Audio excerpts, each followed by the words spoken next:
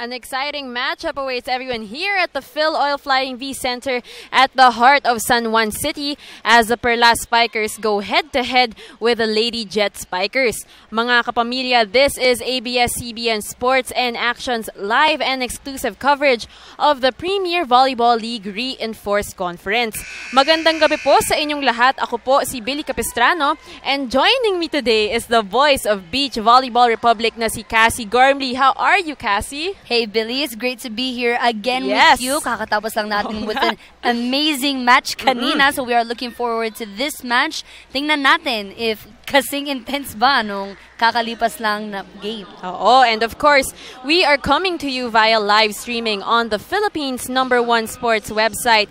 That's sports.abs-cbn.com/livestream/PVL and premiervolleyballleague.com. At syempre, kung gusto nyong makisali sa mga kwentuhan namin ni Cassie, pwedeng-pwede yan. Tweet nyo lang kami at ABS-CBN Sports gamit ang hashtag na PVL on ABS-CBN. Now, Cassie, kanina nga, natalo ng Lady Warriors ang Water Defenders. Sobrang exciting ng game na yon. So why don't you update us on the current team standings para naman informed ang ating mga viewers? Yes, that was a very interesting match kasi it was the first time na nagamit na ang ating mga imports. So it was very exciting para sa mga fans natin dito sa arena and especially for the teams. Now standing in the first place is the Lady Warriors. They have 6 wins and 2 losses, followed by their contenders earlier in their match was the Water Defenders. And tied up with the same standing is the Perlas Spikers and the Power Smashers. The Cool Smashers trailing behind right there with 2 wins and 4 losses. And last in the rankings is the Lady Jet Spikers with only 1 win and 5 losses. So, Billy, we are really looking forward to the Lady Jet Spikers bouncing back from this deficit they are in right now. So, titingnan natin if makakabawi ba or will the Perlas Spikers increase their record and aangat pa sa ating mga Power Smashers. Yes, thank you for that, Cassie. Ngayon, pag-usapan naman natin ang dalawang koponan na maglalaban today. Of course, both teams already met each other in the first round where the Lady Jet Spikers beat the Perlas Spikers, and interestingly enough, that was their first and only win. Yes, the Lady Jet Spikers, they won 3 sets of the 5, of course. The Perlas Spikers, they were trailing sa first 2 sets. Again, the Perlas Spikers are known for having a rough start. Tapos sila'y babawi afterwards, like in their last game nga. So makita natin dito na it was a very, very tight match. Hanggang sa dulo, the Lady Jet Spikers, they only won by 2 points. Pero it was because of the 5 Lady Jet Spikers scored in double figures. May Ann Pantino, she scored 18 points. Joy Cases and Iya Yonko contributed 17 each, while Angel Antipuesto and Josemer Tapik dropped 10 points apiece. So makita talaga natin na hindi lamang marami yung nagko-contribute sa team, pero matataas yung mga score na nabibigay nila sa team nila. Oo, now let's dissect these two teams further, starting with the Perlas Spikers, who lost to the Lady Warriors last Tuesday. Of course, we covered that game in a thrilling 5-set match. Again, Billy, we are seeing at another 5-setter game. The Perlas Spikers, parang nagiging reputasyon na nila yun, na umaabot sila palagi ng 5 sets. And again, we see that they lost their first 2 sets, getting only 17 in each. Tapos bumawi sila 3rd and 4th set. Pero grabe talaga, pati sila siguro na shocked dahil sa score nila in the 5th set. 15-3, sobrang bigat nun. And it can really be attributed sa ating Lady Warriors pag-dominate sa scoring skills. They won in spikes, in blocks, and in aces.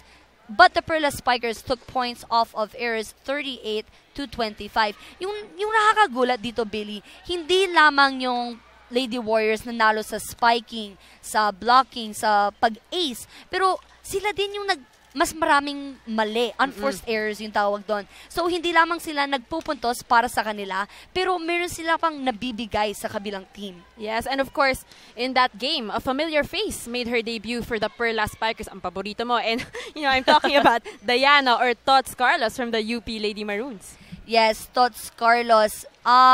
This was her first game for the Perlas Spikers and evidently her first time in the professional league. At makita natin na she's a player ni Coach Jerry and madalas siyang ginamit sa mga sets. Siguro Coach Jerry was looking for that spark, yung the youthful exuberance na makikita sa court na makakatulong sa mga veterano na nasa loob ng court niya. Pero I think kulang kasi yun nga, baguhan pa siya sa team, and I think that was she only trained with the Perlas Spikers twice before playing in this game. So medyo kulang pa yung pag-mesh nila as a team. Pero I talked to Coach Jerry kanina, sabi niya na yung pagkulang galing sa less experienced player, kaya pang puhunan ng mga experienced players like Jem Ferrer as the setter. Yes, tama ka dyan. And you know, I'm sure we all can't wait to see Tots Carlos improve even further here in the PVL. Now, let's shift our focus to the Lady Jet Spikers, one of the more veteran teams here in the league, who unfortunately bowed down to the Cool Smashers last May 13. You know, just like the Perlas Spikers, the Lady Jet Spikers lost the first 2 sets. Pero makita mo talaga sa screens nyo, in the second set, 28-26 para sa mga di nakakaalam dyan. Usually, ang volleyball games ay hanggang 25. That's the default score na nakukuha natin. Pero because a team has to win by 2, humahaba. So makita natin na dikit yung labanan sa second set. And then the Lady Jet Spikers, they pushed the envelope in the third and fourth set.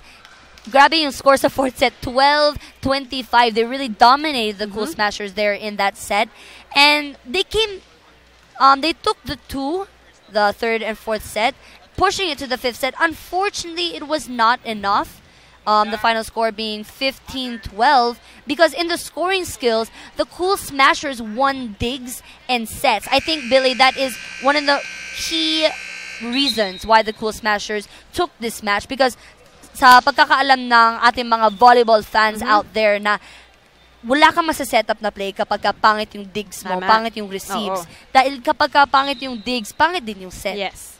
And of course, it's impossible not to talk about the spark plug or yung isa sa mga bright spots nitong Lady Jet Spikers team na si Joy Cases, who really showed her leadership in that game for them. Yes, you know, Joy Cases, she's really a force to be reckoned with. She got 18 points. She is, of course, the captain and the top scorer for the Lady Jet Spikers. Parang, Billy, every game, she scores no less than this. Sabi nga dito, she provided 21 points. Those 18 points off of attacks lang. Pero meron pa siyang block and an ace. So, dahil nga kay Joy Cases, like, naaangat talaga yung team niya. And for sure, as captain, kailangan talaga ma-boost yung moral ng kanyang mga teammates. And kinausap ko siya kanina. I asked her, what type of leader are you? So, she really leads by example. As we can see here on the court, she puts in work, and despite the downfall of some teammates, of herself included, of her entire team, she still pushes through and delivers for her teammates. Tama ka dyan, Cassie. And I'm sure, handa nang lumaban si Joy sa laro natin today. Ngayon, mga kapamilya, kung meron po kayong mga comments, questions, or suggestions na gusto nyong iparating sa amin, o meron kayong mga mensahe para sa mga iniidolo nyo, tweet nyo lang kami at ABS-CBN Sports, at huwag kalimutan ang hashtag na PVL on ABS-CBN, at malay nyo, baka basahin namin yung mga tweets nyo on air. And for some exclusive photos and videos, follow nyo lang ang aming Instagram account, that's at ABS-CBN_sports. And lastly, para maging updated on all things Premier Volleyball League, punta lang kayo sa Philippines' #1 sports website, that's sports.abs-cbn.com or premiervolleyballleague.com. Well, Cassie, I think we're ready to start this game. Kaya sa aming pagbabalik, it's the Perlas Spikers going head-to-head with the Lady Jet Spikers. Kung sino ang magwawagi, yan ang malalaman natin. Huwag po kayong aalis, mga kapamilya. Welcome back, mga kapamilya. This is the Premier Volleyball League Reinforced Conference, and you are watching the game between the Perlas Spikers and the Lady Jet Spikers. Ako po si Billy Capistrano, of course here with Cassie Gormley at Billy Capis at Olympic Talker. Kung gusto nyo kaming i-tweet sa aming personal accounts, pero pwede nyo rin kami i-tweet sa at ABS-CBN Sports gamit syempre ang hashtag na PVL on ABS-CBN. At in a few moments, magsisimula na po ang ating game. And how excited are you for this one, Cassie? You know, what I'm most excited about is actually seeing our import play for the Lady Jet Spikers. Unfortunately though, Billy, ang mga imports natin para sa Perlas Spikers ay hindi maglalaro dahil ang kanilang, well, lahat naman ng imports natin dito ay may problema sa ITCs, pero they had the verbal go-ahead from the offices na pwede silang maglaro. Ngunit, sa mga imports natin from Perlas, Kokosan, and of course, Hupia Inc., hindi yun sapat para sa kanila na tumuloy sa game na ito. Gusto nila makita yung hard copy na sinabi go. Kasi culture din yan ng mga Hapon na maging sobrang disiplinado. So, unfortunately, di natin makikita ngayon ang imports ng Perlas. Hopefully, by the next game this Saturday and Sunday, they will be having Inc. and Kokosan play for the Perlas Spikers. But, we do have Pitoy Sangmuang. Did I say that right, Billy? Sangmuang ata. Sangmuang. Okay. So, Pachari Sangmuang. Yeah, she is a Thai player. This is her 5th time coming here to the Philippines. And she actually won one championship in the V-League with Cagayan Valley under Coach Ness, who is the coach right now for the Power Smashers. Yes. Now, if you look at, thank you for that, Cassie. Now, mga kapamilya, pag tumingin kayo sa mga screens nyo, ito na po ang first 6 ng dalawang koponan. For the Perlas Spikers, we have Ahumiro, Bersola, Hervasio, Roses, Hashimoto, Inc., De Jesus as libero, and for the Lady Jet Spikers? For the Lady Jet Spikers, we have Wendy Semana, the setter, Joy Casas, our captain, as open, Topic and Antipuesto as opposites in the middle. Sang Muang, now playing for the opener in the Lady Jet Spikers, Yonko, the utility, and Balmaceda, the libero. Unfortunately, I would like to remind everyone that the Perlas Spikers lineup will remain the same. We have Amanda Villanueva still there and Jem Ferreira as the setter instead of Hashimoto Kokosan. Ayun, so kasi kanina dapat maglalaro sila. We saw them in their uniform, kaya we assumed na they would be part of the first 6. But unfortunately, last minute, they changed their mind again. And decision po yun ng management. Pero dito naman si Toy Sangmuang para pakitaan tayo ng skills niya, no? Dito na po. Wendy Ansemana to Balmaceda. And Iya Yonko draws first blood for the Lady Jet Spikers. Getting that hit through the block. Good play by Iya Yonko. You know what, Billy? Ang edge talaga ng mga Lady Jet Spikers ay yung pagiging veteran ng karamihan ng mga dyan. At hindi lang yung mga Filipino players, pati yung import natin. This is her 5th time. 5th time niya dito sa Pilipinas. And kinausap ko siya kanina. Marami na siyang alam ng mga Tagalog words. Nakakaintindi talaga siya. Pero hindi lang siya nakakapagsalita ng tuloy-tuloy in Tagalog. And of course, sabi mo nga, she's been here so many times. Tapos I also talked to her and sabi ko sa kanya, ano naman yung mako-contribute mo? Of course, in English. What will you be able to contribute to the Lady Jet Spikers team who has been, you know, faltering and at the bottom of the standings? And she said her energy, her experience, she just wants them to enjoy and have fun. Yes, despite her age, Sang Wang is a very seasoned veteran on the court. And I agree with her, the most she can contribute to this team is definitely her experience. She can bring that championship to this team. Tama ka dyan, Cassie. As we go back to the game, Perlas Spikers up by 1. 2-1 na po ang score. As we see Pachari Samuang doing her thing. Tied na po, 2-2. And of course, mga kapamilya, i-tweet nyo lang kami at ABS-CBN Sports gamit ang hashtag na PVL on ABS-CBN. We love hearing your reading your tweets. And we love hearing all the stories that you have about your favorite players. And that point goes to the Lady Jet Spikers. Early lead for them. Perlas Spikers struggling on the receive. Makita natin na nahirapan i-over ni Amanda Villanueva. Pero Billy, you know, usually when it comes to players like Amanda Villanueva and Z Hervasio, it really helps that they are beach volleyball players. I've seen them play for Beach Volleyball Republic countless times, and nakakatulong talaga yung control nila sa bola. I was gonna ask you that question actually, since of course you play beach volleyball for UST. Yes. So sa tingin mo, ano yung mas challenging? Ito bang indoor or yung sa beach volleyball? And what skills, aside from what you said, can you bring here sa indoor volleyball? You know what? What is a huge help when you play beach and you come into indoor is we can look at players like Cici Rondina, we can look at Amanda Villanueva. Sobrang taas ng talon when you come from beach and you go into indoor. But when you ask the question kung ano mas mahirap, both games are different. Like in beach, you can get tired much faster. But here in indoor, the ball is much quicker, plays are longer, pero you don't have the factors of the wind, the sun, or the sand pulling you down. Mga external factors. Yes, exactly. Right, thank you for that, Cassie, for your input.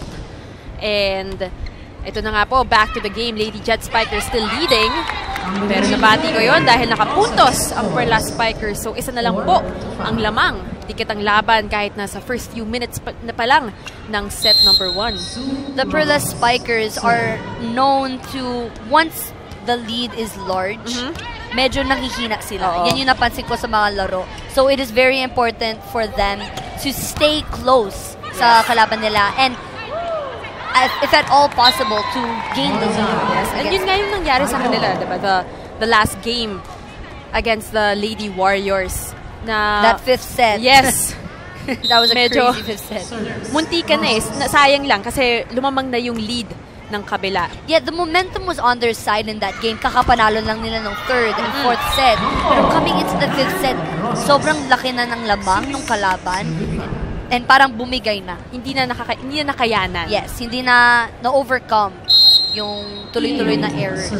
Kaya nga sa game natin ngayon, nakikita nyo mga kapamilya, dikit ang laban at talagang humahabol itong Perlas Spikers because maybe they've learned from their mistake. And of course, as you see, Kathy Bersola, summa cum laude, graduating in June, serving. But Billy, I want to talk about that overball from Jem Ferrer. Okay. I think while you were talking, hindi mo nakita. Grabe yung onting tapik lang. Napatay na kagad yung bola. Because, you know, Jem Ferrer is one of the most decorated setters of her time. She was the team captain for UAP season 73.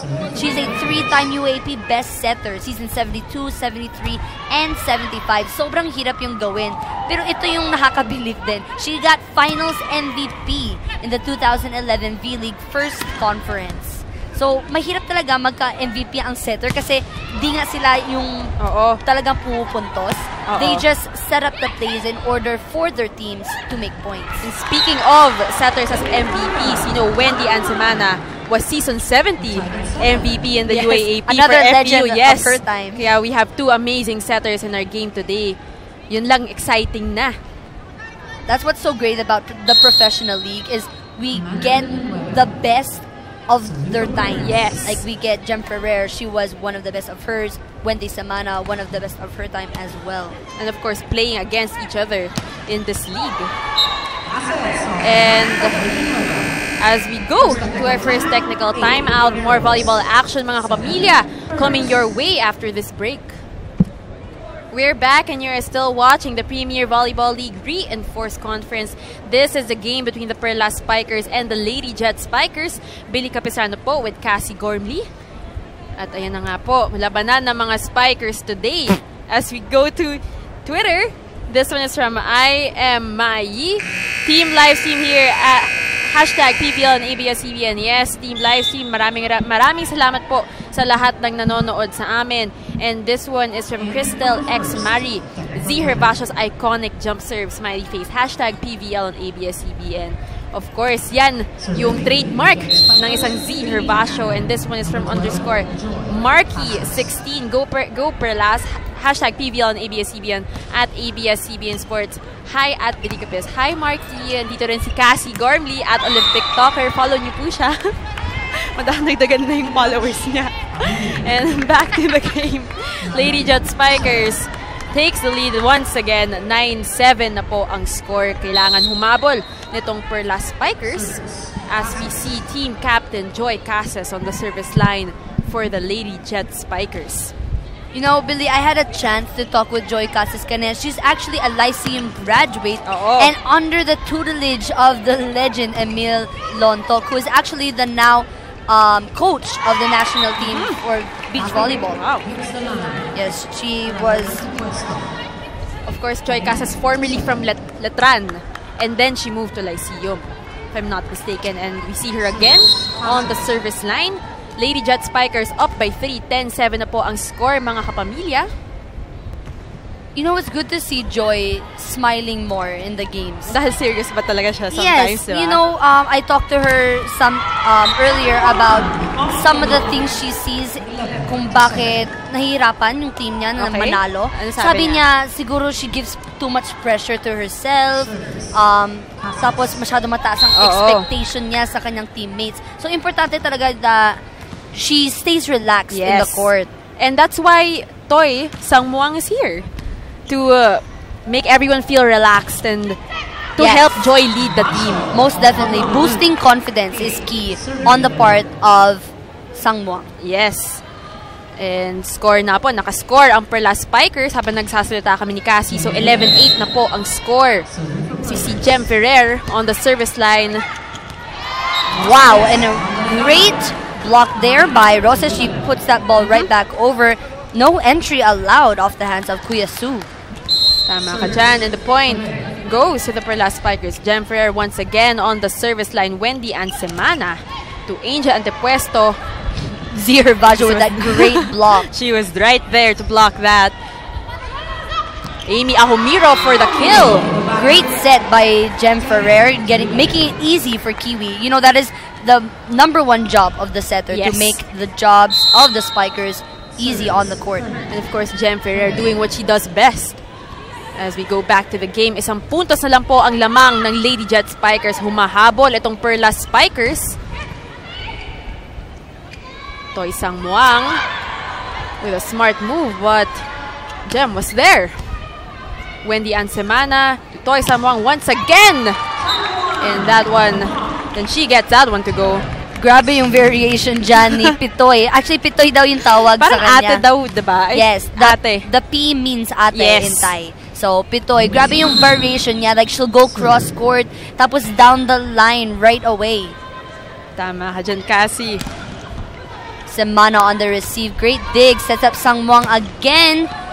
Gets it off the block. Zihar Vasho back up. No one was there. With the mautak play of yan the naman day. siya po, mga kapamilya. And andyan, no one was there for the Lady Jet Spikers. Kaya nakapuntos itong Perlas Spikers. 12-11 na po ang score, mga kapamilya. Of course, reminding all of you once again to come tweet us at ABS-CBN Sports gamit ang hashtag na PVL on ABS-CBN. Back to the game. Kathy Bursola. Toy Sangmuang.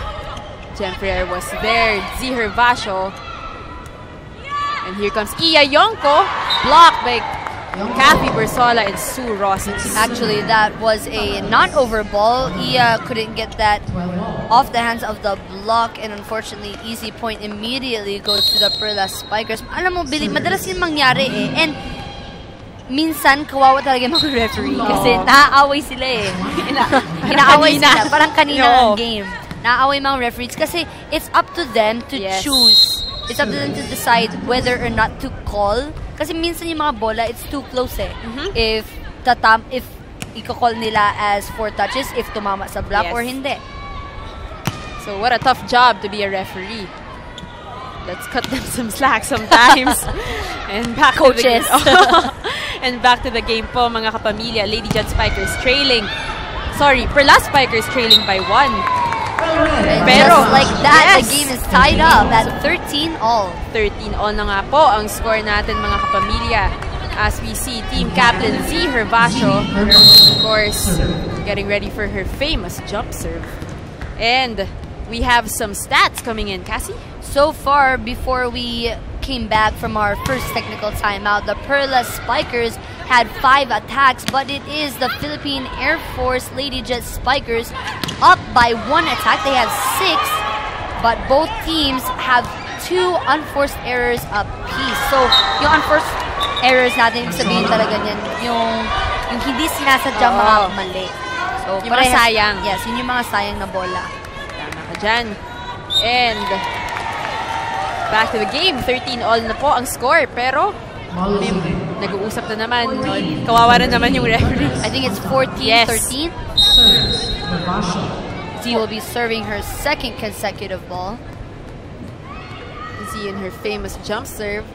There we go. Nice dig by Bitoy. She tries again. Jem Ferrer. Z Hervasio. It was a good idea by Amanda Villanueva to go super cross kasi ang laki ng mga blockers niya. And malayo yung bola sa net. Mahirap din paluin yun. Kaso, outside lang yung bola niya. 14-all ang score natin mga kapamilya. Ella de Jesus to Kathy Versolas. Sorry, Versola. And that one was good for her. We have Kuya Sue Rosas on the service line, one of the more veteran players of this Perlas Spikers team. And we have a substitution. Tots Carlos coming in for Amanda Villanueva. Of course, Tots Carlos, the newbie in this team, seeing some action. Wendy Semana to Iya Yonko for the kill. Iya Yonko, mukhang inspired siya today. Siguro inspired siya kay Jonas. Sabi niya sa akin, sabihin ko yan mamaya. Si Jonas. Ayan, Jonas, kapag nanonood ka ngayon, inspired sa'yo si Iya. And as we go to our second technical timeout, more volleyball action coming your way, mga kapamilya, after this break. We're back and you're still watching the Premier Volleyball League Reinforced Conference. This is a game between the Perlas Spikers and the Lady Jet Spikers. Billy Capistrano po with Cassie Gormley. And of course, we have tweets coming in. This one is from HG Prentice29. Hashtag PVL on ABS-CBN. Hello po. Any update po kay Pablo? I hope she's well. Watching live streaming from South Australia. Yes, actually, merong nangyari kay Myla sa game na yun. I wasn't there, but I know Cassie was there. So, Myla, after hitting a ball, she landed unevenly on her feet. So, it exerted more pressure on her right lower back. And she couldn't tolerate the pain anymore. So, she was taken off the court. They checked her, pinagalaw yung right and left leg niya. Nagagalaw niya naman, kaso she could not continue talaga for that game. And you know what, Billy? It was so inspiring. I was there sa huddle ng ating mga Lady Warriors. And they were chanting, they were saying as a team, for Myla, for Myla. And for Myla talaga yung ginawa nila. Because they won that game in true Lady Warriors fashion. And of course, mga kapamilya, let's all pray for the quick recovery of Myla Pablo dahil nga napakasakit nung nangyari sa kanya. She was really, in excruciating pain. So we all hope that we see her quickly here, back again in the PVL. Right now, we have some stats for you in set number 1 so far, coming off of our second technical timeout. The Perlas Spikers are now leading the attacks with 12, while the Philippine Air Force Lady Jet Spikers have 10 attacks. No blocks or service aces yet for either team. But Perlas Spikers are this time leading the unforced errors. They have 5 unforced errors as opposed to the Philippine Air Force's 4 unforced errors. So let us see. Both teams need to adjust because dikit na dikit nga ang ating labanan. Yes. And both teams need to make less errors. Yes, tama ka dyan, Cassie. And thank you so much for your updates. I'm sure na-appreciate rin yan ng lahat ng nanonood sa atin via live streaming. As we go back to the game, Perlas Spikers, they take the lead. 18-17 na po ang score natin ngayon. Nice block by the Lady Jet Spikers. No one was there for the Lady Jet Spikers. Medyo nagka-miscommunication on their part. Kaya napunta ang puntos para sa Perlas Spikers. You know, Z Hervasio, that is her second drop ball na gumana. Mautak play. Yes. Mautak na yun. Mautak si Z. Now go Z. And back to the game, we have Pitoy Sangmuang. But Amanda Villanueva was there. Z Hervasio just making her presence felt in this game. What a kill. If you did not know Z was in the house, you know it now. Akala mo puro drop ball, hindi po. Sabit yan. Narinig ka niya eh. Kaya pinakitaan ka niya. Perlas Spikers now leading by 3. 20-17 na po ang score. Medyo mababa yung set na yun, pero Antipuesto made it work. Kuya Sue Rosas, but Wendy Simana was there, but that point goes to the Perlas Spikers. Ano kaya nangyari doon? Si Sang Juan, after blocking that ball, as she came down, na-touch niya yung ilalim ng net.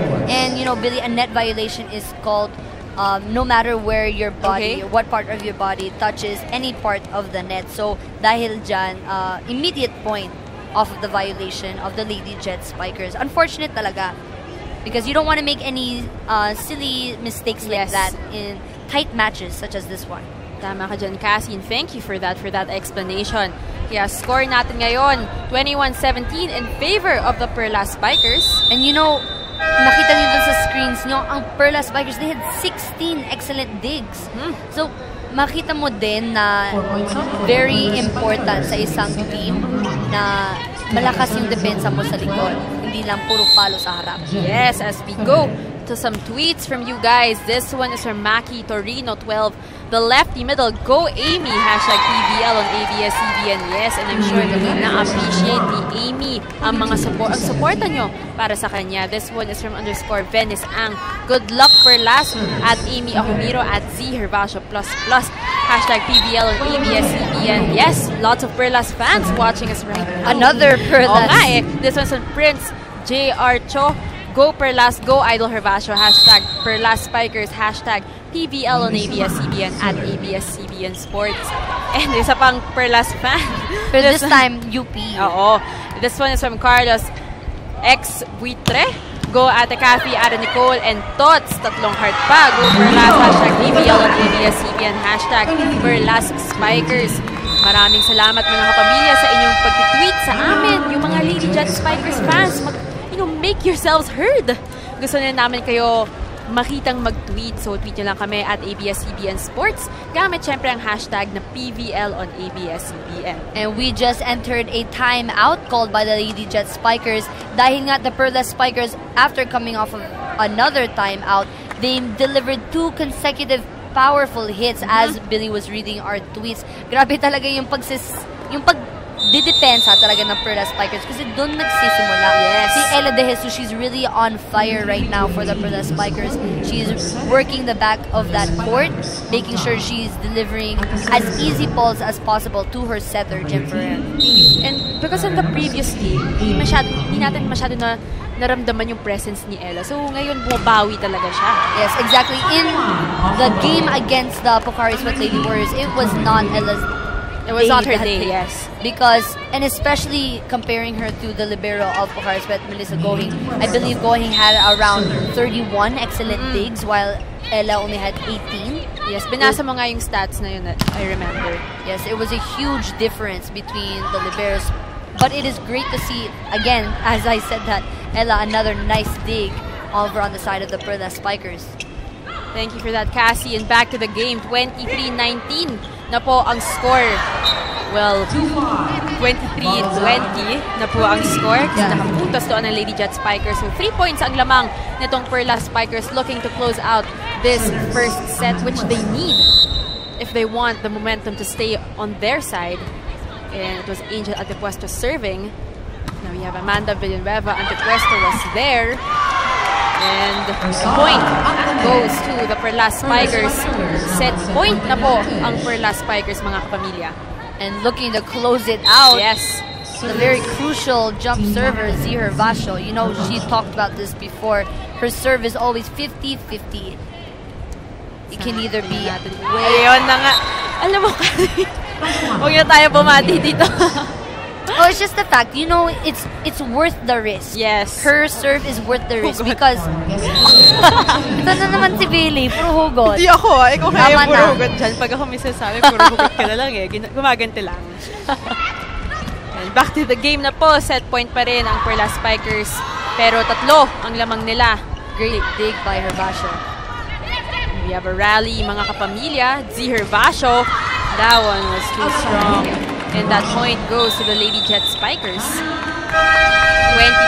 22-24 na po ang score in favor still of the Perlas Spikers. Humahabol itong Lady Jet Spikers. This time it's going to be Jerry Yee to call a timeout for his team. isang puntos na lang kailangan nila. Yes. Either hayaan magkamali ang kalaban or patayin nila yung bola. Coach, may bago kayong coach dito. Jerry, listen. Ayun na po. So ano kaya ang gagawin ng Lady Jet Spikers para mag-adjust at panalunin ang set na ito? Pero Perlas Spikers lumalaban pa rin hanggang ngayon. Hindi na sila papayag na matalo this game after that disappointing loss against the Lady Warriors where they tried their best but ultimately couldn't succeed. Right now we have the import. Sang Wang serving. Sue Rosas was there, Jen Ferrer to Amanda Villanueva. Blockers were there for the Lady Jet Spikers. Joy Cases, Ella de Jesus was there. But, wow, it looks like they are looking to tie up this game, Billy. Lady Jet Spikers are alive and kicking. Of course, Sang Moan really making her presence felt. Parang sa kanya nagagaling yung energy. Yeah, she's really doing her part as the import for the Lady Jet Spikers. Tama ka dyan. Kuya Sue Roses. And it's gonna be Kuya Sue to put away set number 1. Yes, so the Perlas Spikers, they take set number 1 mga kapamilya. 25-23 po ang score natin. Set number 2 sa aming pagbabalik. Huwag po kayong aalis.